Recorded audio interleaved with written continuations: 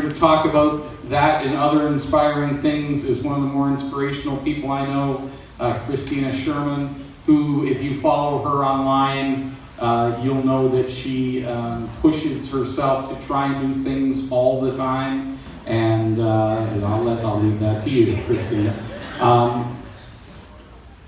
I'm just reading an error message that's not important there. Disk not ejected properly. Okay. Anyway, Christina is here to talk to us about designing and building your own hot tent. Camper Christina, let's make her feel welcome.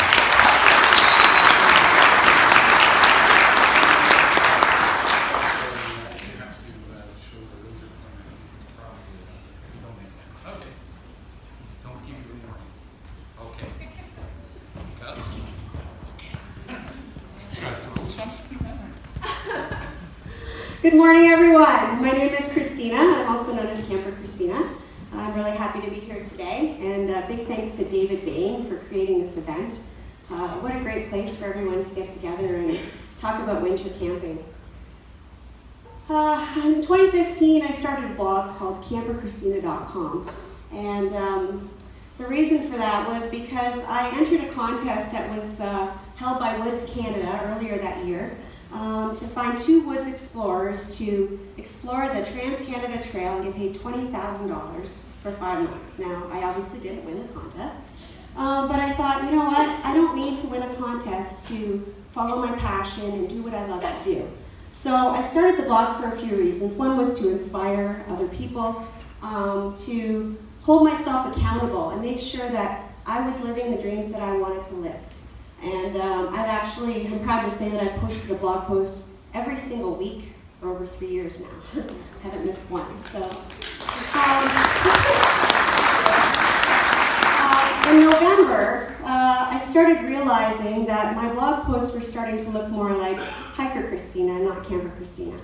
And that was something that worried me. Winter was coming, and I thought, what am I going to do? How am I going to get outside and adventure and explore and camp when I hate the cold and I hate the snow? So in November of 2015, I built my first teepee hot tent. And this hot tent I made by myself. Well, I made with the help of my dad, but it has 9 steel poles that are 10 feet long. It's made with 2 packages of painter's drop cloth canvas, and there's a wooden ring that holds it all together. Now, the original teepee actually had a fire in it, and that was really hard to maintain with the smoke. I got a lot of suggestions from people on social media, but I just couldn't hack it. So in March, I bought a stove from Princess Auto, and it was just a $99 special. I was actually told about it by Dwayne Sontag from the Camping Family. And the little stove was great, and I finally went on my very first trip camping in the teepee with the stove and staying overnight. It took me all those months to actually get the confidence to stay overnight because I was scared of being cold. So I didn't camp in the backcountry. It was just a campground. But I did have to get brought in by ATV, which was kind of fun. And I spent 2 nights in the teepee, and it kept me nice and warm. I got to snowshoe all day, and then I got to be warm at night. In November of the following year, December the following year, I started dreaming a little bit bigger. Now that I was able to hot tent, I wanted to get out in the backcountry. The backcountry is my passion. I love being in the backcountry. And I wanted to get out there with the hot tent. That was part of why I created it. But I had 10-foot poles. You can't bring 10-foot poles on a sled. Maybe on this one, it looks pretty long. How long is that? So what I did was I talked to my dad, and we figured out a way to cut the poles in half. And we put a plastic insert in there, and then the top pole could just slide onto the bottom pole. And it worked. And I thought, okay, I'm on my way. I've got a 5-foot sled. I can put the poles on it. This might work. So I also revised the teepee at that time, added a little bit of flair to it, but I got some plastic coated canvas. Now, one of the problems that I was having with the teepee, with the canvas, is that the snow would melt, and it would melt right into the canvas, and then I would have these big chunks of snow and ice that were stuck. So I would try to, fold it up to take it home, and the thing would be massive, because I couldn't fold it up because there were these big chunks of snow and ice that have decided that they were going to come along too. And I didn't want that. So I added the plastic coated canvas to the bottom to make it slippery so that that wouldn't stick, and that worked great. So I took the teepee out on its first backcountry trip in January of 2016, and I didn't go in far, just about 10 or 15 minutes. I was in Algonquin Park, and it worked great. Now, the thing was, I didn't go alone. I went with my friend Ashley from Young Outdoors, and as you can see by the sleds, they were fully packed. Well, there's 2 of them there, right? That's not 1 person, that's 2 people with all that gear. Well, on the way out, I said to my friend Ashley, I want to take the teepee, I want to take the poles, I want to take the stove, and most of the gear, put it on my sled. I need to know if I can do this by myself. So I loaded up the sled, clipped the harness on. It's kind of like that girl in Titanic. It was pretty much like this, and nothing moved. Nothing. I was just standing there going, oh boy. So I gave it a good run, and I did make it out by myself, but my heart broke a little bit that day because I knew that there was no way that I was going to be able to backcountry camp with this teepee by myself unless I made 2 trips. So I had to figure something out. So I made a plan. I figured out a pattern of how I could make a very small hot tent just for me for the backcountry. A very simple design. I found out after that it's called a pyramid design. It's just 4 triangles, and I wasn't quite sure if it was going to work. So I made the pattern to size on paper. I cut it out, I taped it together. I was like, this looks like it might work. Okay. But I still wasn't really sure. I didn't want to go out and spend all that money and then find out it wasn't going to work. So I had a canvas tote bag laying around, and I cut out some pieces. I labeled them all. I did it exactly how I would do it in a smaller scale. And I actually sewed them together. And here's my little prototype. It actually worked. So I thought, you know what, I think this might work. I'm going to give it a try. So I headed to Home Depot and I picked up a package of canvas. It's painter's drop cloth. That's all I use. It's 8 ounces, $48 at Home Depot or Rona. And I needed 2 for the teepee, but I only needed 1 for the hot tent. For the pole, I wasn't quite sure what to do. I didn't know if maybe I should use the steel poles again. They were heavy, but they worked. And there was only 1 pole I needed. But my friend Tierney Angus from Friends of Temagami had mentioned that she used a painter's pole. So I picked up a painter's pole at Home Depot for $10, and you can adjust it to any size you want. So once I had that, I headed over to Fabricland and I got some more plastic coated canvas. Since it worked so good the first time, I figured, if it ain't broke, don't fix it, right? So I got some of that and some thread and a whole bunch of pins. So now I was ready to start. And I found a very big area. Fortunately, I was living in a staff house at the time. We had a giant sunroom. I moved all the furniture to the side and I laid out the material. And I measured it, which was good because the package actually has 2 measurements. And when I measured it, it was a different size. So always measure your material. If I would have cut it in half where I thought half was right away, I would have been in big trouble. I would have been going out to get some more drop cloth. So I drew the pattern right onto the canvas. And then I began cutting, and cutting, and cutting, and cutting. And then once everything was cut, I pinned all the pieces together. I actually went through 3 packages of pins because I wanted to make sure that it was exactly where it was, and that everything would stay in place. I pinned the canvas, I pinned my fingers, I pinned my thumbs. I pinned the canvas to the rug, so when I went to pick it up, it was stuck to it, but everything was where it was supposed to be, so that was good. So once I pinned everything together, I added the plastic coated canvas to the bottom, and then it was time to sew. And there was lots and lots of sewing. And for those of you who are wondering, yes, that is a regular sewing machine. It's actually a very old sewing machine. It's not commercial, and it worked great. It's only 8-ounce canvas. It's very, very thin. I'm not sure what the snow tracker tents are made of. I think they're 12. Kevin, do you know? 12, maybe 10 ounces? They're quite heavy, so this is only 8-ounce canvas. So it's very easy to sew. I did a double seam for all the stitches, and then I did what what people call a zigzag stitch. If you know sewing, you know what that is, but basically it's a zigzag stitch, so it goes into the material and then it goes around back, and what it does is it creates a bind so that the material doesn't fray. You obviously don't want to be in your tent and have it start eating away at itself. I created some loops. I put one in each corner, and then I put a couple on the side, so each side had 5 loops, just, you know, in case I needed to stake it down or couldn't tie it down where I wanted to. There was lots of options. And, well, the tent wasn't really close to being done yet, but because I had the loops in, I could try to see if it was going to stand up. So I took it out in the sunroom once again. It was a really crappy day out. It was snowing and raining at the same time. I didn't want to get the canvas dirty. So I set it up in the sunroom. I put some ropes on all the corners, and you know, stuck one under a fountain, stuck one under the first aid kit, stuck one under a bear, and put the pole in it, and it stood up. I couldn't believe it. I couldn't believe that this thing was actually going to work. I was pretty amazed, but I still had a lot of work to do. I actually only did the easy part.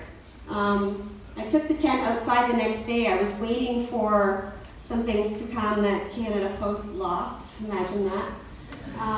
And so I took the tent outside to set it up. And I've actually just put this video on double time just so you guys wouldn't be too bored, but it took me less than 3 minutes to set it up the first time.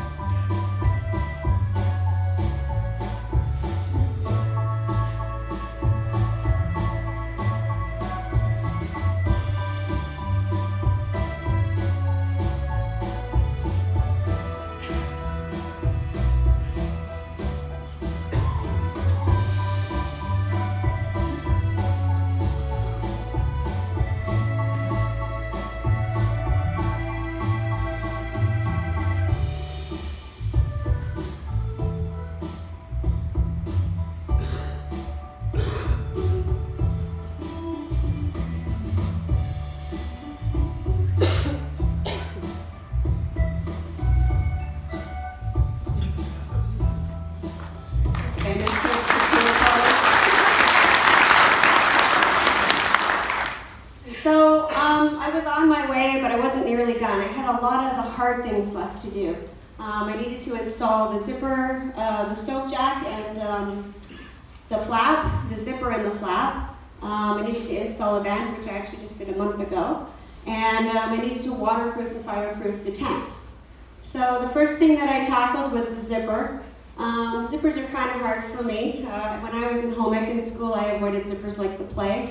And I have been making all kinds of creations over my life sewing, and everything has had either a drawstring or an elastic waist.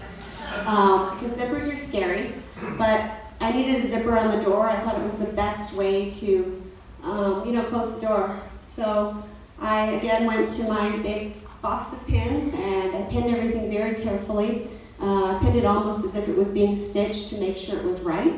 And I sewed it on the machine, and magically it came out right. I'm not sure how, but it worked. So as soon as I set up the tent and I saw the zipper, I noticed that it was really vulnerable. That poor little zipper was just out there all by itself, and I thought, I need to do something. Well, just like you have on your pants and everything, you have a flap, right, that covers your zipper. So I thought, you know what, if it rains or if it snows or, you know, and it melts on that, I could be stuck inside or stuck outside. So I created a flap for the zipper. Just took an extra piece of canvas that I had and I put seams on either side of it and matched the plastic coated canvas at the bottom and set it up again, and then my zipper was protected. I put a couple of little pieces of Velcro on the side so it would stay shut. And then I felt a little bit more confident about the not getting stuck in the tent or out of the tent, which would probably be worse, I think. So the next thing to tackle was the stove, and I thought, you know, I've got this nice little stove.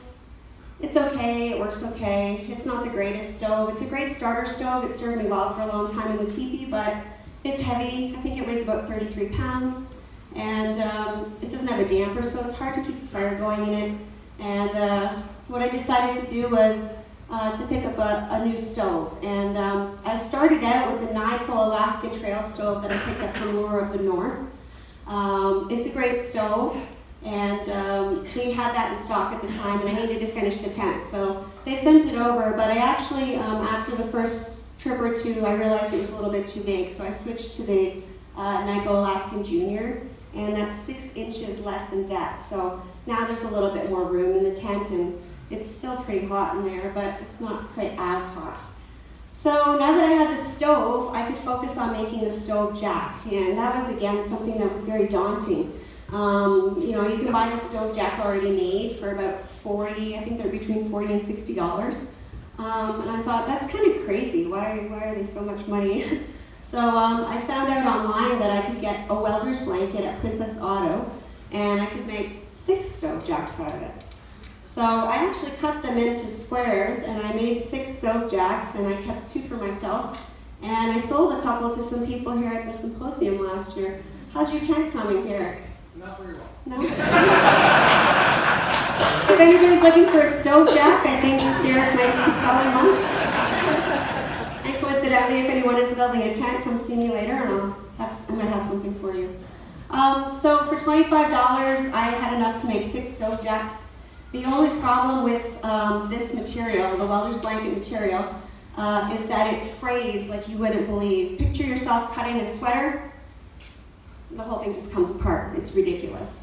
So I had put masking tape on the sides of it when I cut it, and I ended up having to leave it on there. It's fine, it's in there somewhere in the tent. But I tried to take it off, and the whole thing just started unraveling.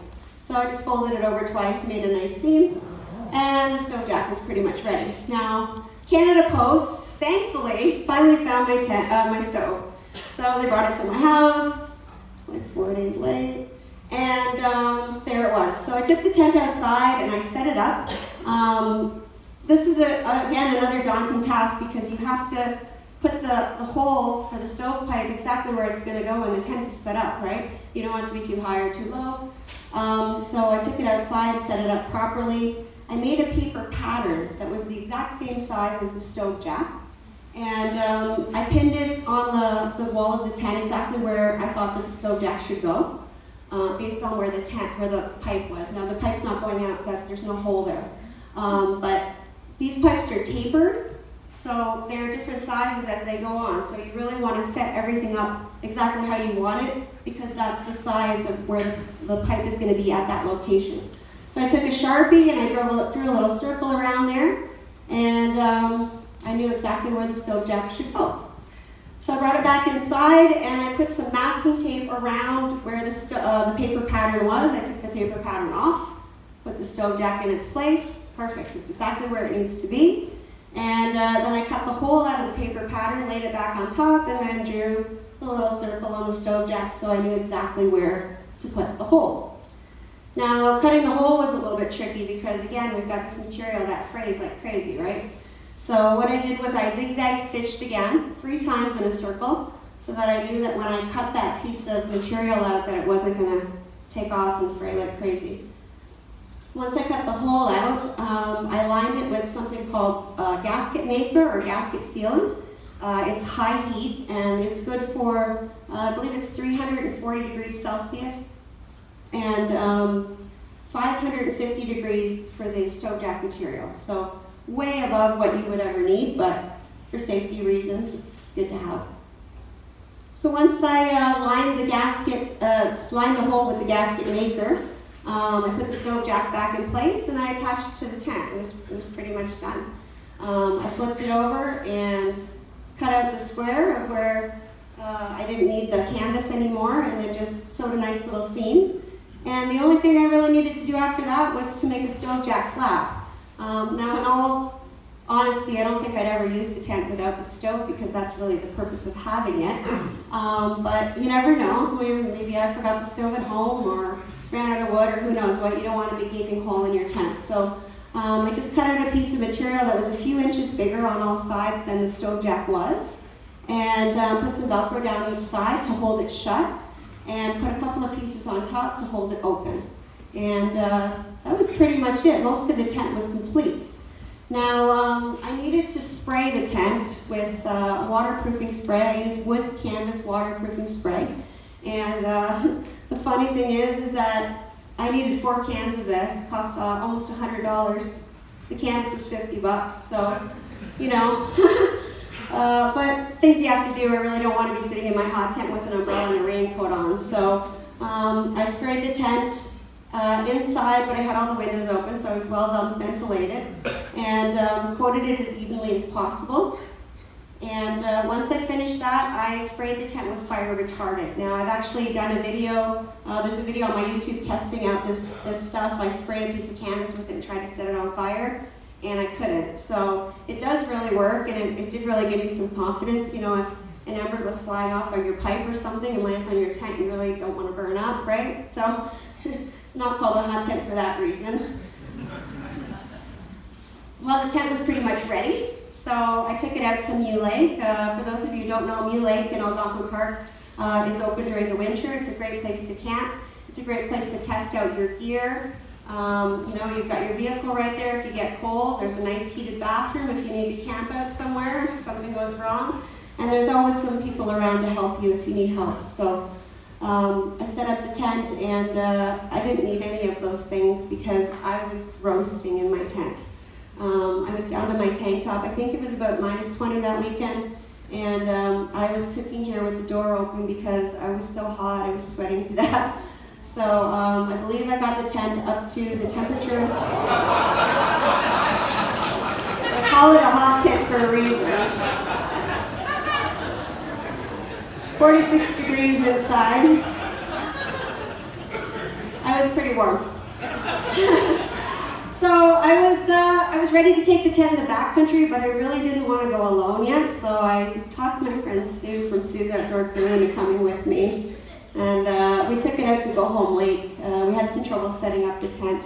Some of you might know from my videos due to rock, but we managed. Sue came up with this great idea to bury some firewood. We got the tent up. It was a little willy-nilly. It wasn't quite straight, as you can see. It's not perfect. I'm not a tent maker. I'm not a seamstress, but the tent does what it's supposed to. After we took it out on this trip, I believe it was, -35 that weekend. It was really cold. That was without the wind chill. And we did fine. We had a great time. It was wonderful. We were nice and toasty warm. So it was time to take it to Killarney. It was time to take it on a solo trip.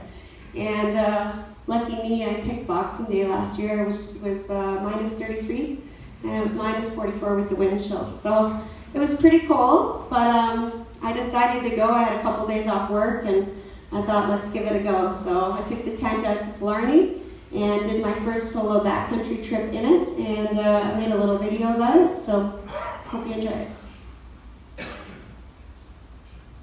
Well, I got the sled all packed up, and I think I'm ready to go. I hope it doesn't weigh a lot. It looks like it weighs a lot.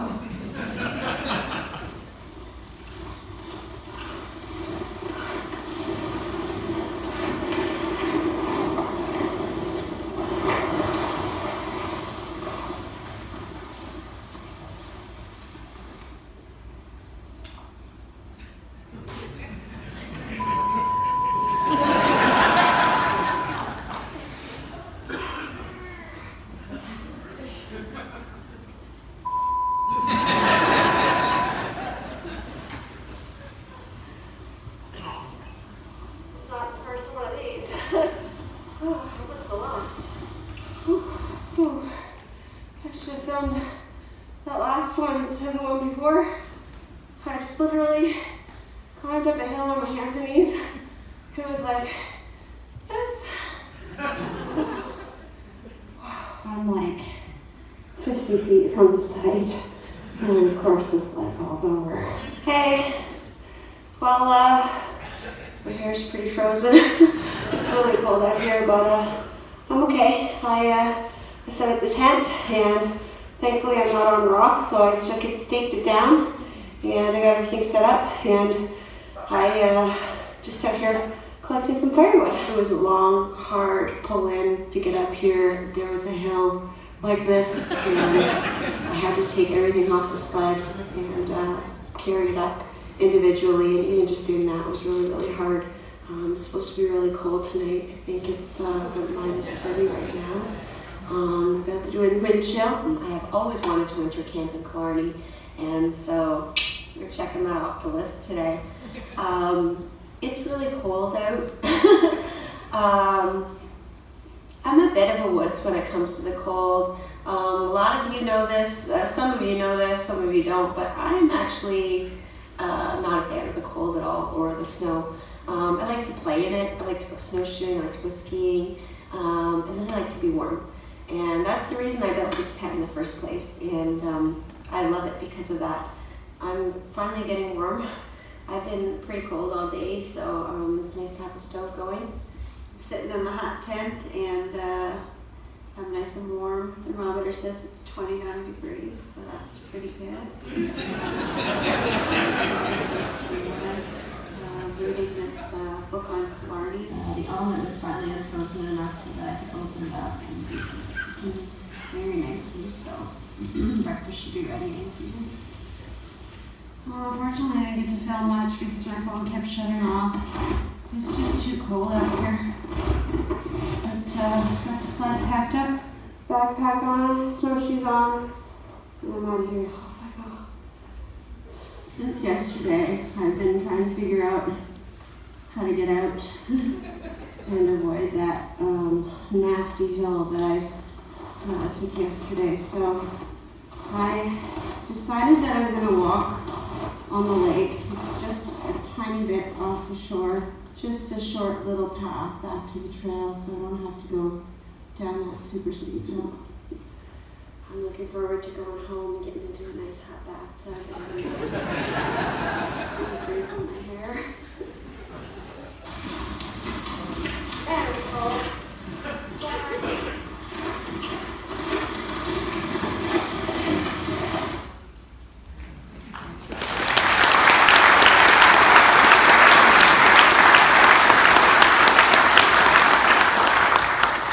So if you didn't get the message in the video, it was cold, but I was warm in my tent, and it did the job. It did what I made it for, and I'm really proud of myself. If you would have told me 5 years ago that I would be out in the middle of nowhere, camping in the snow in winter, I would have told you were off your rocker. But I'm doing it, and it just goes to show you with a little creativity, getting some advice from people, social media. You guys know who you are. A lot of people have put in a lot of input. Random strangers send me messages telling me tips on how to sew things, and it's been wonderful. The community in the winter really rallies around. I mean, the summer does too, but in the winter especially, there's always people that got your back, and it's great. So there's my tent, and if you'd like to take a look at it, it's here set up in the foyer. If you want to come over and take a peek, and if you have any questions, I'll do my best to answer them. That's about it. So I hope you guys enjoy the rest of the show. There's some great speakers coming up this afternoon. And also want to give a big round of applause to David Bain and everyone who's helped organize this event. Really wonderful. To come here and to share this with people. And you guys all know, you've heard it. You're not crazy. Lots of people do this. Look at us all. We're all here. So thank you very much. Enjoy the rest of the day.